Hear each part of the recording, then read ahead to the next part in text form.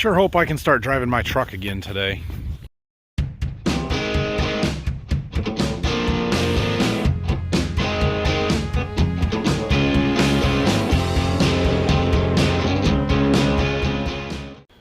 Good morning, welcome back. I'm gonna keep working on my truck here.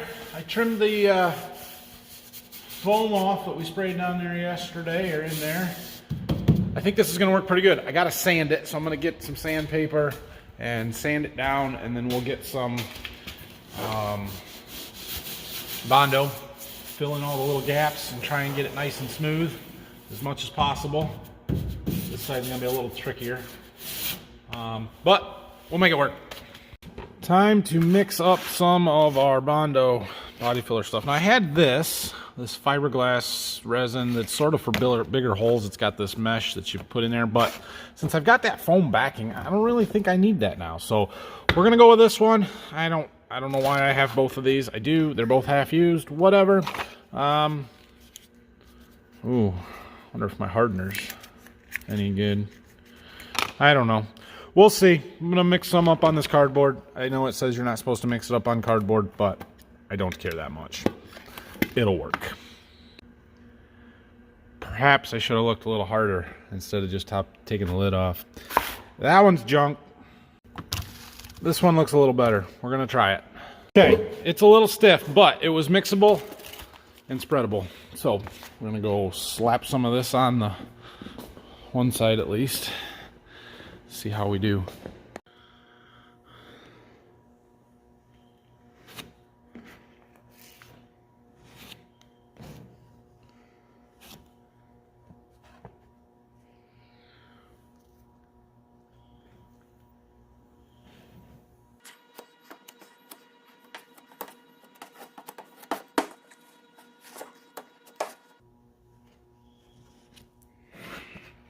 Yeah, it's a little stiff. Makes it hard to get a good smooth finish.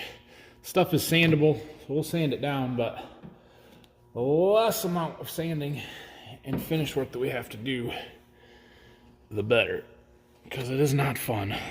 We might need to do 2 coats on this foam. It's gonna be good as new when we're done here.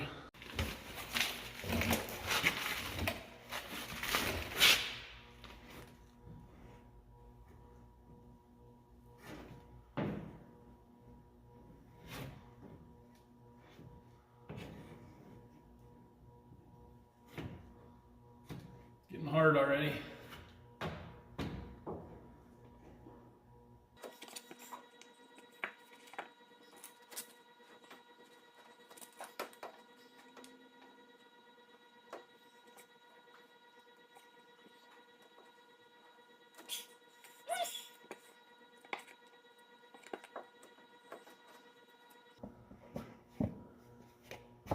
That's it. It's hard. It's hard. Can't use this stuff anymore. Alright, let's do this side. I think I might need to put another layer on. Well, let's see how this one cleans up.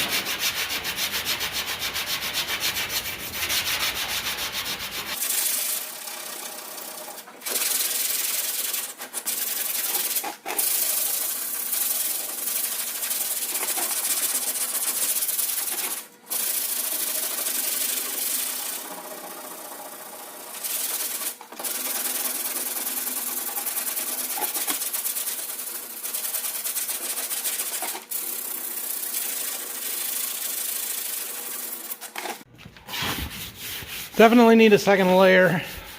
Stuff got too hard on me. I didn't do a very good job getting it filled in, so now we've got some thin spots that are holes there.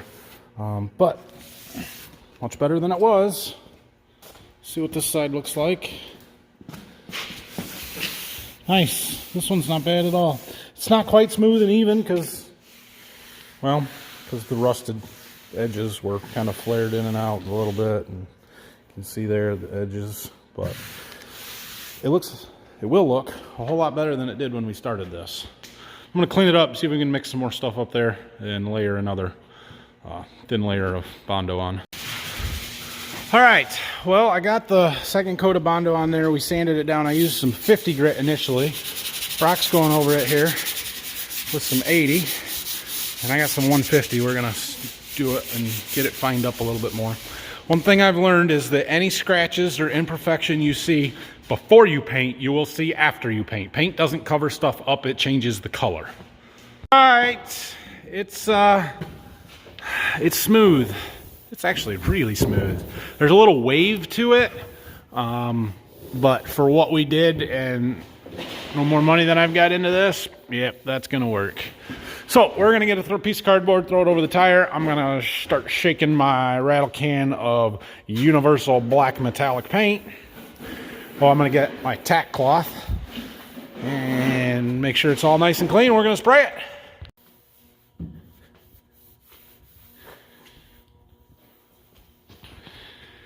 I know I should primer it first.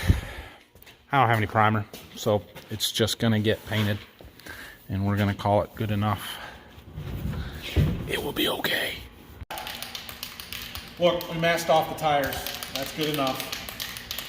Let's see how we do here.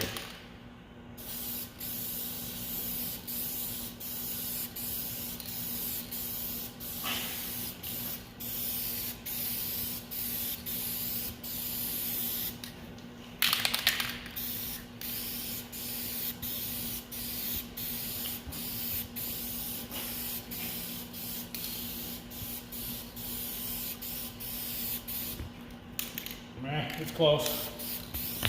We'll give that a few minutes to tack up and we'll come back and put another coat on. I'm gonna go do the other side. Well, there's 2 coats. Just stand back here and she looks just fine. Look at that. It's like it's a brand new truck. I'm gonna put another coat or 2 on it and then we'll give it a half hour, it says, before you put the clear on. And yeah, cool. Looks much better. Okay, I've been working on putting my cab back together, all of the important stuff. It's been about a half hour. Time for the clear coat.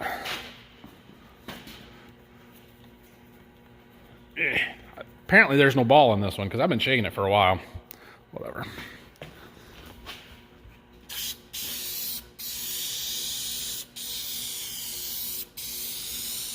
It's gonna be orange peel all over the place, but it's okay. Blend it in. Just got back from lunch. I'm gonna move that outside so we can have a little more room to wash inside here. And we'll start cleaning these tractors up. And by we'll start cleaning these tractors up, I mean Brock is gonna start cleaning these tractors up. All right, we're gonna let Brock go to town here. This will take him a while. Time lapse.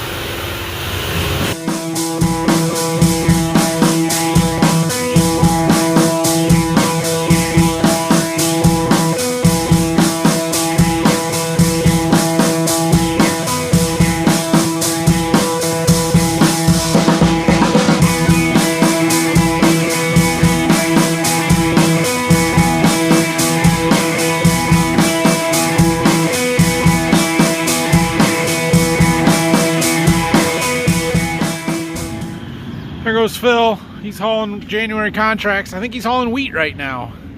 I think he's got the pieces done. Time to pull the tractor up. And you know what else we're about to find out? How well our ceramic coating worked last year. So we pulled the 8430 ahead here, so it's kind of over the drain, a little easier to get to with the power washer there. Both of these tractors got a ceramic coating on them last year. I'm curious to see how well the water is going to still beat up. Go ahead, Brock. Let's see what happens here.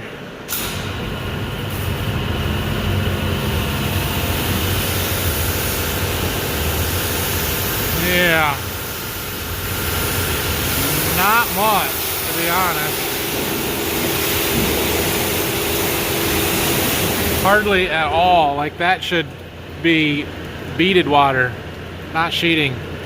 That's kind of depressing.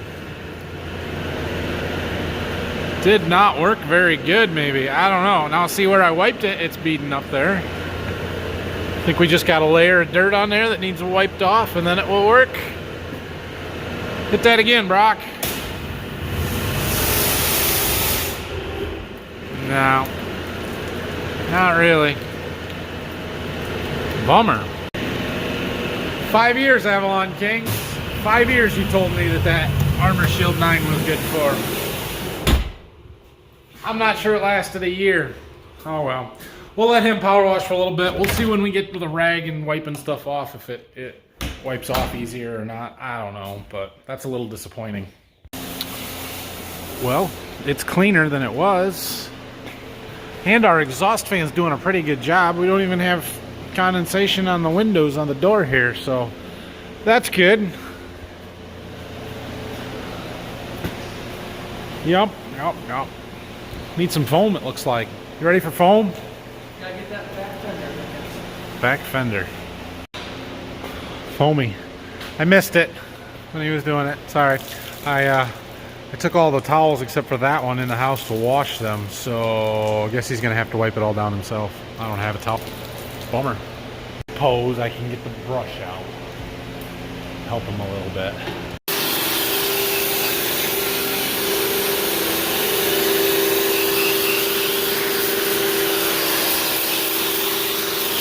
This never gets old.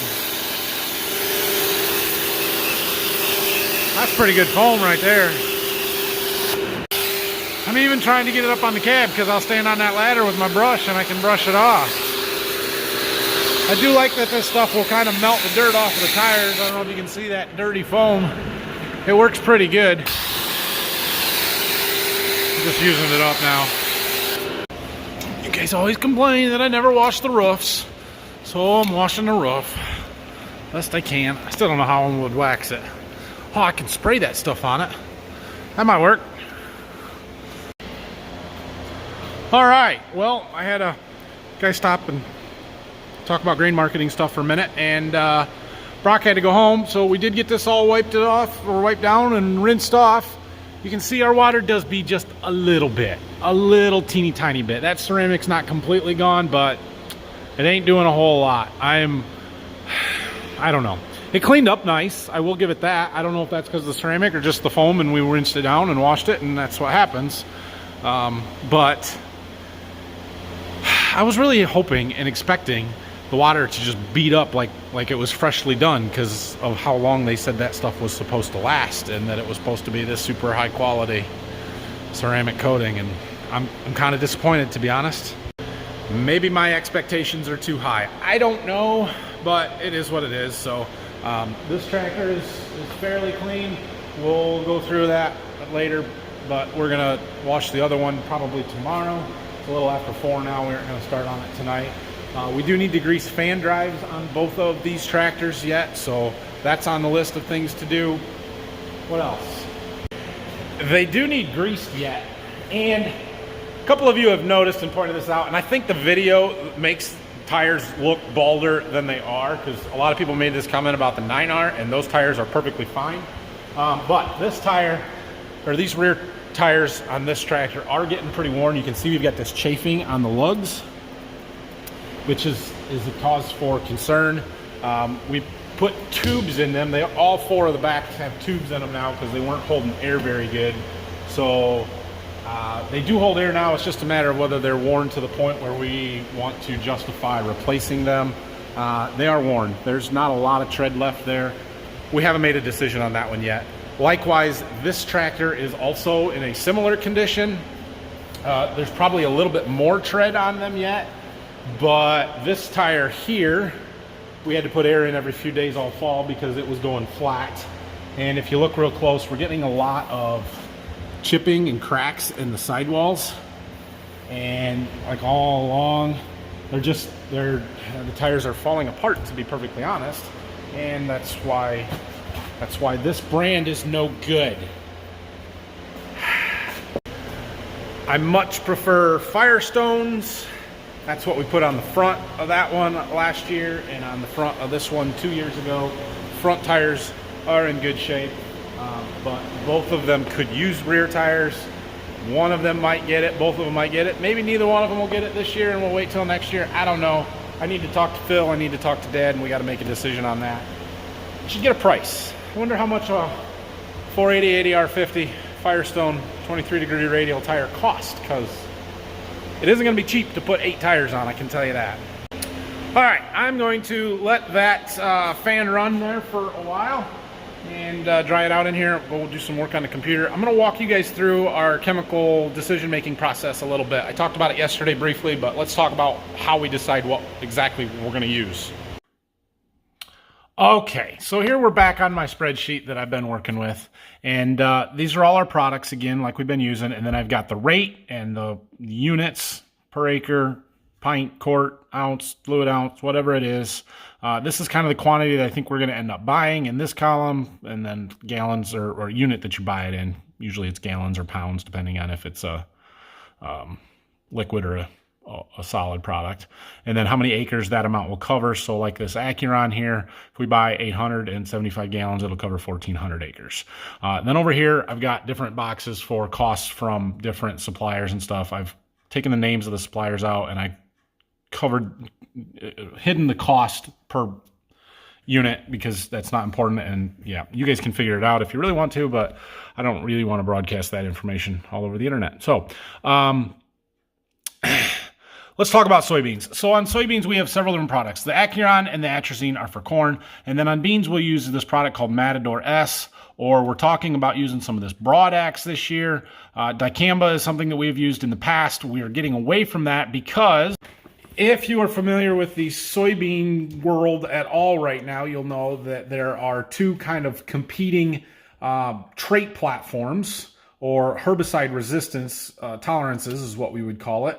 And the one that we have been using and is kind of the I'll say older, but it's not that old. The established one is the Roundup Ready 2 Extend platform. And what those soybeans give you is resistance to glyphosate, which is Roundup, or dicamba, which Ingenia or I'm trying to remember, Extendamax are the two main herbicides there. And that means that we can spray those chemicals on the beans in season, and it won't kill them like they normally would if the beans were not tolerant to that. The other platform is Enlist, and Enlist is relatively new or newer. This year, we are switching completely to the Enlist platform, which means that those beans are resistant to glyphosate again, or Liberty, which is glufosinate. It's also non-selective, but a little bit different than Roundup.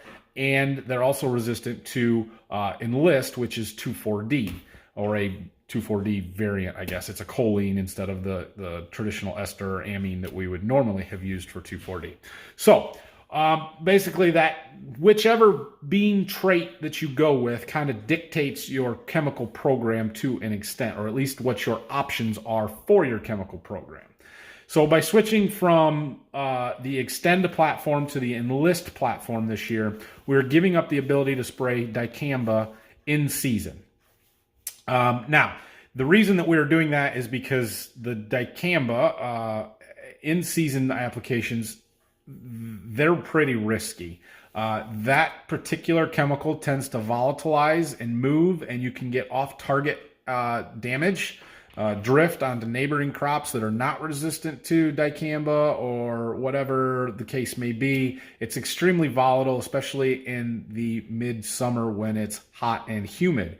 So, because we have some resistant weeds, Roundup resistant weeds in our area that Roundup does not kill, we feel the need to have some sort of an option. And with dicamba being not a very good one, we've switched to the Enlist platform. Mostly for our mare's tail and water hemp control. Mare's tail we've had for a long time. Water hemp was pretty new last year, but it was in the area, so I'm anticipating a big problem with it this summer. So, going back to our spreadsheet, what we're going to do is put a good pre-emerge herbicide on early, before the beans even come out of the ground. And there our options are either this Matador S, which we have been using for a while. We really like it. That contains 3 active ingredients. It's Dual, Sencor, and Pursuit are the kind of the 3 individual components that make up Matador. And you can break those down farther. I mean, Sencor would be metribuzin.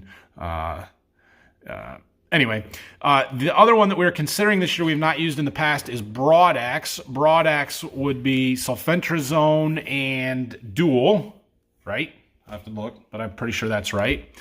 And then what we've used in the past is this Authority XL, which has the sulfentrazone in it, the same as the Broad X, but it has a different additive. And I believe the two are Spartan and Classic is what they're called individually.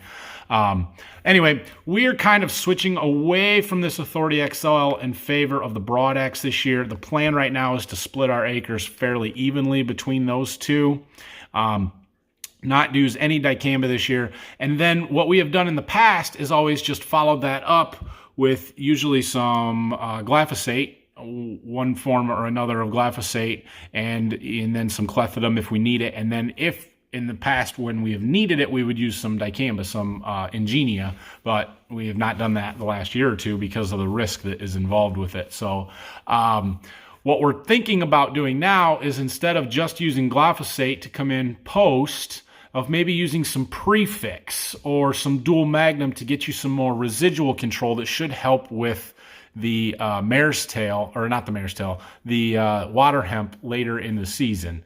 So the problem is the cost on those, right? So we're already spending here with the Matador, you're at $16 an acre. The Broad X or the Authority. The Authority is a fair amount cheaper, but we're also adding in metribuzin to that. So with the added metribuzin, those two are actually pretty close. The Broad X may actually be $1 an acre or so more expensive. The Authority would still be a little bit cheaper, but I think the Broad X is going to be a better control on our mare's tail and the water hemp if we get them. So now, if we were just following that up with glyphosate, you know, you're talking under $3 an acre. That's pretty cheap. Problem is, if we have mare's tail or water hemp, those aren't going to do anything because they're resistant to that chemical. So if we use this prefix or the dual, our costs are quite a bit higher at $8 to $10 an acre. And with the Enlist beans, we also have the option of coming in with either this Enlist 1 or Enlist Duo, still sort of expensive, or we can use Liberty or this generic Liberty, which again, still $7.50 to $10, a little over $9 an acre on those. So our costs are a lot higher than just coming in with Roundup, with glyphosate. And that's why it's been used, because it's cheap. The problem is where guys are trying to get away with just 2 shots of glyphosate, and then you have all these resistant weeds, and it doesn't work. It's cheap, yes, but it doesn't work. And so we have to have something that works. If you really want to get into it, we can go through this chart here, which is lots of different stuff, but it shows the different groups that these chemicals are in. And so there's different things like ALS inhibitors, or let's see, what else? Auxins, they're HPPD inhibitors, PPO inhibitors. They're different modes of action in how it kills the plant or controls the weeds from growing. And so what you want to do is get multiple modes of action, right? You want to get something out of a group 2 and a group 14 or whatever, and not have, 2 different things in group 2 isn't going to do you really that much. So if we pick one of our chemicals that we're talking about here, Broad X, for example, it is S-metochlor and sulfentrazone. Dual Magnum and Spartan are kind of the 2 names of those individual components. We have a group 15 and a group 14, right? So they're down here. Here's the 14. Here's the 15. Now, if we use that, we will also add in some metribuzin. Metribuzin is right here, Sencor metribuzin. It's a group 5. What is this number? I don't know what this number is, but it's a group 5. So then if we used the Broad X with some Sencor, we would have a group 5, a group 14, and a group 15. So we've got 3 different modes of actions, 3 different things that are trying to control and helping to control our weeds and keep them from growing. So that's kind of what we're looking at and trying to pick out which ones we can mix together well, which ones are going to help, which, if we use this chemical to start with, what do we follow it up with? If we use this different chemical for a pre, then what do we follow up on that one with? Corn is a little easier because we know what we're going to use there.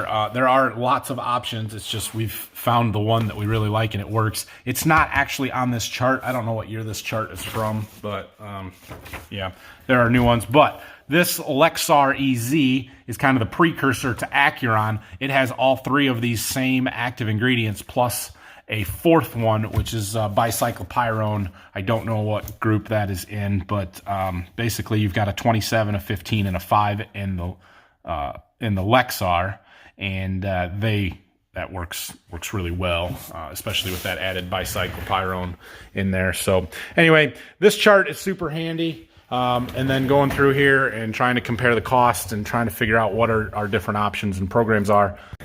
The other thing that kind of plays into this a little bit is our tillage system and what our agronomic conditions are for these fields, right? So we have some fields of corn stalks that we ran our ripper through and they're worked down, and we'll hit them with the field cultivator in the spring and then plant. We have other fields that we just ran our vertical tillage disc over in the fall, and we'll do that again in the spring and plant. But the vertical tilt disc does not always take all the weeds out like the field cultivator will. And so those ones we then tend to like a little bit more potent chemical, or maybe we'll have to go in and do a burn down pass before we plant, well before we plant, and clean up any weeds that are there, and then plant the beans, put our pre-emerge on, and then follow up with a post later. And then by switching to the Enlist beans this year, we've also got that option later if we happen to have some escapes of some water hemp or some mare's tail that Roundup won't kill. We can come back in with Liberty, the glufosinate product, or Enlist, and clean up those escapes later without the risk of drift or volatilization of the product nearly as much anyway as the dicamba. Their 2,4-D will volatilize and drift. This new formulation in the Enlist is supposed to be better, but they said that about the dicamba too here 4 or 5 years ago, and it has not proven to be the case. So still something you want to be very careful with and not use more than you have to. Question is, how much do we have to, and how much chemical do we need to have on hand? And as you can see here, we are not talking about small dollar amounts. Like our corn herbicide is going to cost us over $40,000. You know, the Matador and the Broadax there is over $20,000. Plus you add some Metribuzin in, and that's just the pre-emerge. That doesn't count any of the post-emerge stuff, which this prefix is one of the things that we were talking about for a post-emerge pass, and then I don't even have any Enlist or Liberty figured into this matter yet. So we've also got on here some stuff for wheat. On our wheat acres, we use 2 different products for herbicide, either this MCPA or Talnor. Husky's another option, but we're going to use the Talnor instead. Used some of it last year. It worked really good. And that decision is kind of made on whether or not we are going to have clover cover crop growing in those fields, or if we want to double crop soybeans. So the reason we didn't double crop soybeans this year is because we used a lot of this Talnor and Husky because we needed it this past year. Next year, we won't necessarily as much. And so we're going to seed some clover on a field. We're going to leave a field for double crop beans where we'll use this MCPA. It's a 2,4-D derivative, but safe for clover and for follow-up with double crop beans.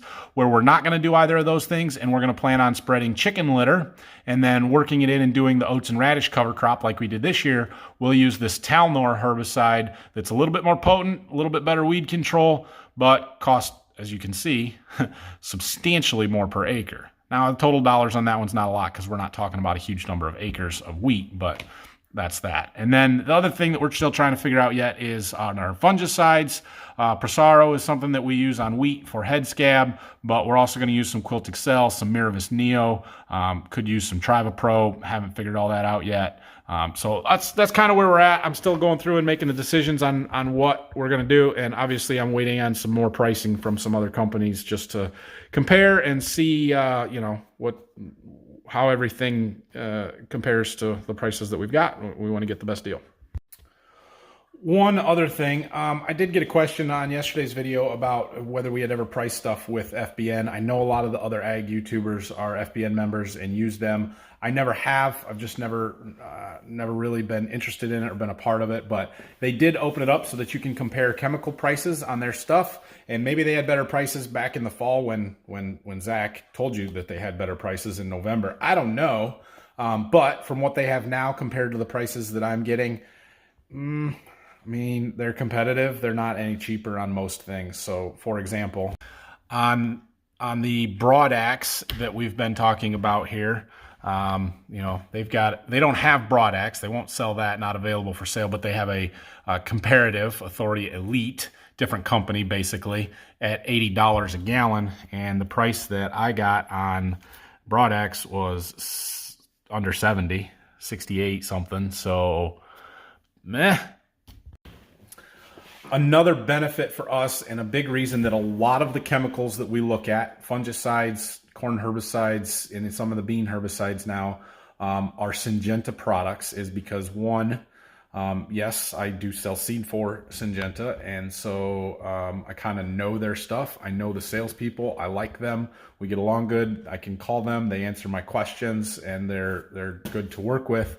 And the other thing is that they have a I don't really want to call it a rebate program, but they have a program where the more dollars per acre you spend with that company, with Syngenta, they will offer some risk management sharing stuff where they will refund part of the price of those. That refund check ended up to be almost 10% of our chemical costs last year. So it's substantial, it's significant, and if you take 10% off the price of these chemicals, the Syngenta chemicals at least, it certainly makes them quite a bit cheaper than what some of the competitors are. So anyway, that's our herbicide dilemma, what we're figuring out right now, I guess. Not really a dilemma, just calculations and trying to figure out what all we need to do and get and have. It's a lot cheaper to do this now in January than it is to go in May or June when you need it and say, hey, I need a jug of this or I need a jug of that. Like sometimes the price will double. So it's not worth it to us to wait. It's worth it to have it in the barn on a pallet ready to go when we need it. And, especially on a farm like ours where we have our own sprayer, we do all of our own scouting and spraying and everything. We don't need the retailer or the co-op or anybody to come and do the spraying for us. So I think we can get a little bit better price because of that. We're pretty self-sufficient. It's a cash and carry deal. It is not something where we're requiring a lot of service and time from the salesman or the company to, do things for us or give us recommendations or anything like that. Just moving this tractor back. I may take back what I said about that ceramic coating, because that hood looks really good. The window's dirty here, so that's what the smudginess is, but it's pretty shiny and it's got good color. When I look at these rear fenders, they're more that kind of faded look, and I did not put a ceramic coating on the rear fenders on this tractor. I did on that one, so we'll see if there's a difference. But I remember I waxed these fenders and they're clearly much more faded than that. So maybe this stuff worked. It's just worn off. I don't know. All right, well, that's it for me today. Brock's not going to be here tomorrow, so we are going to probably wash that tractor, which is okay. We'll get something done. Boy, they're going to look good sitting there side by side, all nice and pretty and shiny, aren't they? So we'll work on that tomorrow. What else was I going to say? Oh, yeah. I might work on my truck a little bit. I think I'm going to drive it tonight. I want to go over it with the buffer on and kind of feather out that paint a little bit that I put on there today. But it'll be fine. We'll just wash it and clean it back off because it is what it is. But yeah, so I'm going to throw my kids' car seats back in there and I'm going to head out of here. So thanks for watching, everybody. Hit that like and subscribe buttons for me, please, if you haven't already. And if you have any questions, comments, leave them down below. I would appreciate any feedback or questions that you've got. I'll try and answer them. And we'll see you guys tomorrow morning. I kind of hate to drive it and get it dirty now. It looks good.